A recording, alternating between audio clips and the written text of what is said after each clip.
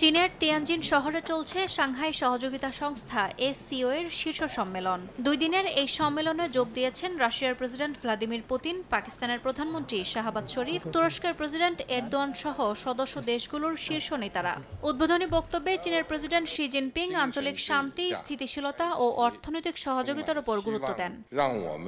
সম্মেলনের সবচেয়ে আলোচিত বৈঠক হয় ভারতের প্রধানমন্ত্রী নরেন্দ্র মোদী ও চীনের প্রেসিডেন্ট শি জিনপিং এর মধ্যে। প্রেসিডেন্ট শি জানান, ভারত ও চীন প্রতিদ্বন্দ্বী নয়, বরং উন্নয়ন সহযোগী। সীমান্ত ইস্যু দিয়ে সামগ্রিক সম্পর্ককে বিচার করা উচিত নয় বলেও মন্তব্য করেন তিনি।